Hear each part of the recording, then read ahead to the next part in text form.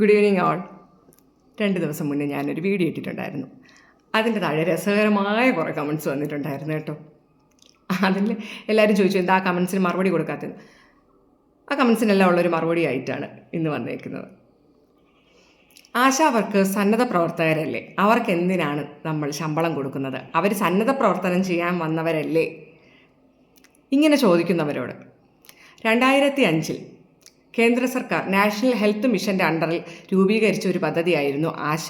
അതായത് നമ്മുടെ ഗ്രാമീണ മേഖലയിലെ ജീവിതശൈലി രോഗങ്ങളും തുടങ്ങിയ പകർച്ചവ്യാധികൾ തടയുന്നതിന് വേണ്ടിയിട്ട് അവരെ ബോധവൽക്കരിക്കുന്നതിന് വേണ്ടിയിട്ടും അവരുടെ തന്നെ ഗ്രാമീണ മേഖലയിലുള്ള 2 വനിതകളെ തിരഞ്ഞെടുക്കുകയും അവർക്ക് വേണ്ട ട്രെയിനിങ് കൊടുത്ത് അവരെ ആരോഗ്യ മേഖലയിലെ സേവനത്തിനായി കൊണ്ടുവരികയും ചെയ്തിരുന്നു. അവർ അംഗീകൃത ആരോഗ്യ പ്രവർത്തകരെന്നാണ് അറിയപ്പെടുന്നത്. 2007-2008 കാലഘട്ടത്തിലാണ് കേരളത്തിൽ ഈ ഒരു ആശാപ്രവർത്തനം നിലവിൽ വരുന്നത്. അന്ന് 100 രൂപയായിരുന്നു ആശാ വർക്കർമാരുടെ വേതനം. അവർക്ക് ഫീൽഡ് വർക്ക് മാത്രമേ അന്നുണ്ടായിരുന്നുള്ളൂ.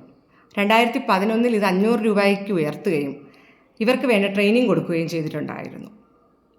അങ്ങനെ ഇവർ വാക്സിനേഷൻ സെക്ഷനിലേക്ക് പോയി. അതായത് കുഞ്ഞുങ്ങളുടെ വാക്സിനേഷൻ എടുക്കുന്ന സെക്ഷനിലേക്കും ആശാ വർക്കർമാർ ജോലി ചെയ്യാൻ തുടങ്ങി. ഫീൽഡ് വിസിറ്റും വാക്സിനേഷനും മാത്രമായിരുന്നു അന്നവരുടെ ജോലി. അത് കഴിഞ്ഞ് 2012 ഫുൾ ട്രെയിനിങ് കഴിഞ്ഞ് ഫുൾ ഇംപ്ലിമെൻറ്റേഷനോടുകൂടി ഈ പദ്ധതി കേരളത്തിൽ നടപ്പിലാക്കി. അന്ന് 1000 രൂപയാക്കി ഇവരുടെ വേതനം ഉയർത്തിയിരുന്നു. അന്നും ഇവർക്ക് വാക്സിനേഷനും ഫീൽഡ് വിസിറ്റും, പക്ഷേ ഓരോ വാക്സിനേഷൻ എന്തിനുള്ളതാണെന്നും തുടങ്ങിയ വളരെ ശക്തമായൊരു ട്രെയിനിങ് തന്നെയാണ് ഇവർക്ക് നൽകിയാണ് ഇവർ ആരോഗ്യരംഗത്തേക്ക് കൊണ്ടുവന്നത്. 2015 ഭരണം മാറി 3500 രൂപയാക്കി ഇവരുടെ വേതനം. പക്ഷേ വേതനം കൂട്ടിയതേ എല്ലാവരും അറിഞ്ഞിട്ടുള്ളൂ, ക്രൈറ്റീരിയ മാറിയത് ആരും അറിഞ്ഞില്ല. അതുവരെ ഉണ്ടായിരുന്ന ക്രൈറ്റീരിയകൾക്കെല്ലാം വ്യത്യസ്തമായി ഒരു ആശ 5 ഇഞ്ചക്ഷൻ പ്രൊവൈഡ് ചെയ്താൽ മാത്രം, അല്ലെങ്കിൽ 5 വാക്സിനേഷൻ 5 കുട്ടികളുടെ വാക്സിനേഷൻ കംപ്ലീറ്റ് ചെയ്താൽ മാത്രമേ ഈ 3500 രൂപ അവർക്ക് കിട്ടുകയുള്ളൂ. ക്രൈറ്റീരിയകൾ കൂടിക്കൂടി വന്നു, വേതനവും കൂടിക്കൂടി വന്നു. 2023 7000 രൂപ വേതനം. ഇതിൽ 2000 രൂപയാണ് കേന്ദ്ര സർക്കാരിൽ നിന്ന് ഇവർക്ക് ലഭിക്കുന്ന ഇൻസെൻറ്റീവ് എന്ന് പറയുന്നത്. 7000 രൂപ കേരള സർക്കാർ കൊടുക്കുന്നതാണ്. പക്ഷേ ഈ ഒരു 7000 രൂപ ഇവർ മീറ്റപ്പ് ചെയ്യണമെങ്കിൽ ഈ 10 ക്രൈറ്റീരിയ ഇവർ ഫില്ല് ചെയ്തിരിക്കണം, അല്ലെങ്കിൽ 10 ക്രൈറ്റീരിയ മീറ്റപ്പ് ചെയ്തിരിക്കണം, ഇവർ മീറ്റ് ചെയ്തിരിക്കണം. ഇവർക്കത് ചെയ്യാൻ പറ്റിയില്ലെങ്കിൽ ഏതൊക്കെ ക്രൈറ്റീരിയയാണ് അവർക്ക് ചെയ്യാൻ പറ്റുക, ഓരോ ക്രൈറ്റീരിയയ്ക്കും 700 രൂപ വെച്ച് ഇവർക്ക് ഇതിൽ നിന്ന് കട്ടാകുന്നുണ്ടായിരുന്നു. അതുകൊണ്ട് തന്നെ ഈ പറഞ്ഞൊരു എമൗണ്ട് ഇവരുടെ അക്കൗണ്ടിൽ കിട്ടത്തില്ല. നിങ്ങൾ പറയുന്ന പോലെ 13,000 14,000 ഒന്നും ഇവർക്ക് വേതനമില്ല. അതെല്ലാം തെറ്റിദ്ധാരണകളും വ്യാജപ്രചരണങ്ങളും മാത്രമാണ്.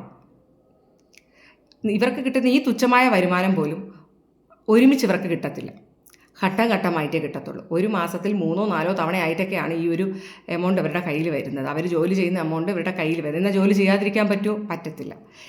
ആരോഗ്യ മേഖലയിലെ എല്ലാ ആഴ്ചത്തെ മീറ്റിങ്ങിന് പോകാതിരിക്കാൻ പറ്റത്തില്ല. മീറ്റിങ്ങിന് പോയില്ലെങ്കിൽ അന്ന് 700 രൂപ കട്ടാണ്. ഇതാണ് ഇവരുടെ ഒരു സാലറി പാക്കേജ്, അല്ലെങ്കിൽ ഇവരുടെ വേതനത്തിൻ്റെ ഒരു അവസ്ഥ എന്ന് പറയുന്നത്. ഇനി നിങ്ങൾ പറയണം, നമ്മളെല്ലാവരും ജോലി ചെയ്യുന്നവരാണ്, ഞാനും നിങ്ങളും എല്ലാം ജോലി ചെയ്യുന്നവരാണ്. ഒരു മാസം 9,000 രൂപ പോട്ടെ, 7ഉം 2 9,000 രൂപ കൊണ്ട് ഒരു മാസം ഒരു കുടുംബത്തിലെ ചിലവ് നടന്നു പോകും. ഇന്നത്തെ സാധന വിലയിൽ പഠിക്കുന്ന കുട്ടികളുണ്ടാകാം, മറ്റ് ചിലവുകളുണ്ടാകാം. 9,000 രൂപയ്ക്ക് ജീവിക്കാൻ പറ്റുമോ നമുക്ക്? നിങ്ങൾ ചിന്തിക്കേണ്ട കാര്യമാണിത്. അവർ സമരം ചെയ്യുന്നു, അവരെന്തിനാണ് സമരം ചെയ്യുന്നത്? ഏറ്റവും കൂടുതൽ വേതനം കൊടുക്കുന്ന കേരളം അല്ലേന്ന് ചോദിക്കുന്നു. ഏറ്റവും കൂടുതൽ വേതനം കേരളം കൊടുക്കുന്നുണ്ടെങ്കിൽ അതിൻ്റേതായ ക്രൈറ്റീരിയാസ് അവർ മീറ്റ് ചെയ്താൽ മാത്രമേ അവർക്ക് ആ വേതനം കിട്ടുന്നുള്ളൂ. പിന്നെ അന്യ സംസ്ഥാനത്ത് ഇത്രയല്ലേ കൊടുക്കുന്നുള്ളൂ, നമുക്ക് പിന്നെ ഇത്രയും കൊടുക്കുന്നില്ലേ, നമ്മൾ ഇത്രയും കൊടുക്കുന്നില്ലേ? അന്യൻ്റെ വീട്ടിൽ എന്ത് നടക്കുന്നു എന്ന് നമ്മൾ ചിന്തിച്ചിട്ട് കാര്യമില്ലല്ലോ. അവിടെ അന്യ സംസ്ഥാനത്തെ കാര്യങ്ങൾ നോക്കാം. അവിടെ മന്ത്രിമാരും MLA-മാരും MP-മാരും എല്ലാം ഇല്ലേ, അവർ നോക്കുന്നുണ്ടല്ലോ, അവർ നോക്കിക്കോട്ടെ. അവർ ചെയ്യുന്നില്ല എന്ന് പറഞ്ഞ് നമ്മൾ ചെയ്യാതിരിക്കുന്നതിൻ്റെ കാര്യമില്ലല്ലോ, നമ്മൾ ചെയ്യണം. അവർ അന്യ സംസ്ഥാനത്ത് നോക്കും, അവിടെ ഇത്ര പോലും കിട്ടുന്നില്ലേ, ഇവർക്ക് ഇത്ര കിട്ടുന്നില്ലേ.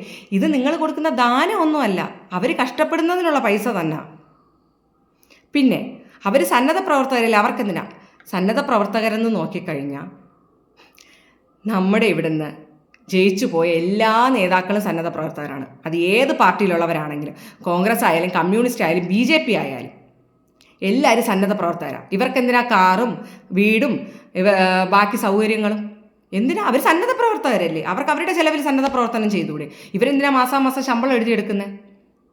അതിൻ്റെ ആവശ്യമില്ലല്ലോ. അവർ സന്നദ്ധ പ്രവർത്തകരല്ലേ, അവർ രാജ്യത്തിനെ സേവിക്കാൻ, നാട്ടുകാരെ സേവിക്കാമെന്നും പറഞ്ഞ് ഇറങ്ങിയ സന്നദ്ധ പ്രവർത്തകരല്ലേ. ഇവിടെയാണ് മലയാളികൾ ചിന്തിക്കേണ്ടത്, അല്ലെങ്കിൽ കേരളീയർ ചിന്തിക്കേണ്ട ഒരു കാര്യം. ഇരുന്ന് കഷ്ടപ്പെടുന്ന അമ്മമാർ വെറുതെ അല്ല അവരവിടെ ഇരിക്കുന്നത്, ന്യായമായ ആവശ്യങ്ങൾക്കാണ് അവരിയ്ക്കുന്നത്. പിന്നെ ഇതിൽ അടുത്തൊരു കാര്യം,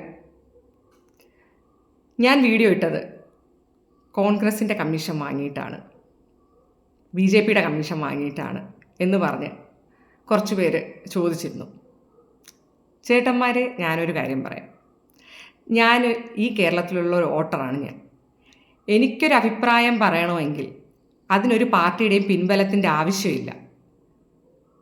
നട്ടെല്ലെന്ന് പറഞ്ഞൊരു സാധനം ഉണ്ടായാൽ മതി, അതെനിക്കുണ്ട്.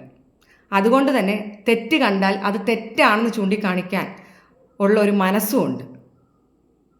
പിന്നെ കോൺഗ്രസിൻ്റെ നിന്ന് പൈസ മേടിച്ചിട്ടാണ് ഞാൻ വീഡിയോ ചെയ്തതെങ്കിൽ കോൺഗ്രസിൻ്റെ നേതാവിനെ തന്നെ ഞാൻ ആദ്യം ചീത്ത പറയില്ല. നിങ്ങൾക്കെല്ലാം അറിയാം ഞാൻ ആരെയാണ് പറഞ്ഞതെന്ന്. ഈ പറഞ്ഞ പോലെ ഓരോരുത്തരെ ഇത് പോയി കേന്ദ്രത്തിൽ പറയൂ എന്ന് ചോദിച്ചു. ഞാനിത് പോയി കേന്ദ്രത്തിൽ പറയാനാണെങ്കിൽ വോട്ട് ചെയ്ത് നിങ്ങളെയൊക്കെ എന്തിനാ ഇവിടെ ഇരുത്തിയിരിക്കുന്നത്? എന്തിനാ ഇവിടെ നേതാക്കന്മാർ? എന്തിനാ ഒരു നിങ്ങൾ ഈ രാഷ്ട്രീയ നേതാക്കളൊക്കെ എന്തിനാ? ജനങ്ങൾക്കൊരു പ്രശ്നം ഉണ്ടായാൽ അവരെ കൂടെ നിൽക്കാൻ തന്നെയാണ് രാഷ്ട്രീയ നേതാക്കൾ. ഇപ്പോൾ കേരള സർക്കാരിന് കേന്ദ്രത്തിനോട് പറഞ്ഞ് ഇവർക്ക് വേണ്ട ബെനിഫിറ്റ്സ് കൊടുക്കാൻ പറ്റുന്നില്ലെങ്കിൽ പിന്നെ എന്തിനാണ് ഇവിടുത്തെ നേതാക്കൾ?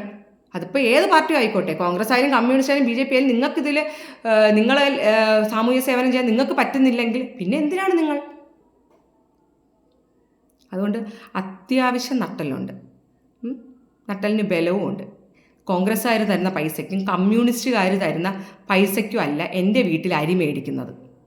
എനിക്ക് നല്ലൊരു ജോലി അറിയാം, അത് അത്യാവശ്യം നല്ല രീതിയിൽ ചെയ്ത് തന്നെയാണ് ഞാൻ ജീവിക്കുന്നത്.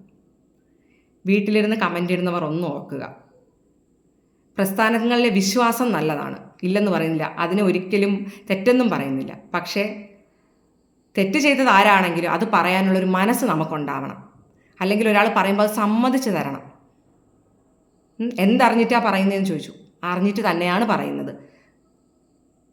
കാരണം 12 വർഷമായി ഈ ഒരു മേഖലയിൽ ജോലി ചെയ്യുന്ന എനിക്ക് ഇവരുടെ ബുദ്ധിമുട്ട് കാണുമ്പോൾ മനസ്സിലാവും. അതുകൊണ്ട് തന്നെയാണ് അവരുടെ കൂടെ നിൽക്കാമെന്നൊരു തീരുമാനം എടുത്തത്. അല്ലാതെ നിങ്ങളുടെ സർക്കാരിനെ പഴിക്കാനോ അല്ലെങ്കിൽ അവരെ തോൽപ്പിക്കണം എന്ന് പറയാനോ അല്ല. അന്ന് പറഞ്ഞ് തന്നെ ഇന്നും പറയുന്നു, ഇനി ഒരാളെ തിരഞ്ഞെടുക്കുമ്പോൾ അത് ഏത് പാർട്ടിക്കാരായാലും, BJP ആയാലും കമ്മ്യൂണിസ്റ്റ് ആയാലും കോൺഗ്രസ് ആയാലും, ഇനി ഒരാൾക്ക് വോട്ട് കൊടുക്കുമ്പോൾ കേരളത്തിലെ ജനങ്ങളൊന്ന് ശ്രദ്ധിക്കുക. തിരഞ്ഞെടുത്ത് വിടുന്നവർ നമുക്ക് വേണ്ടിയിട്ട് എന്തെങ്കിലും ചെയ്യുന്നുണ്ടോയെന്ന്. നാളെ നമ്മുടെ അമ്മയും പെങ്ങന്മാരും ഇതുപോലെ ചെന്നിരുന്ന് സമരം ചെയ്യാനുള്ള ഇടം ഉണ്ടാവരുതെന്ന്. അപ്പോൾ ശരി, എന്നോട് വിരോധമൊന്നും തോന്നണ്ട. ബൈ.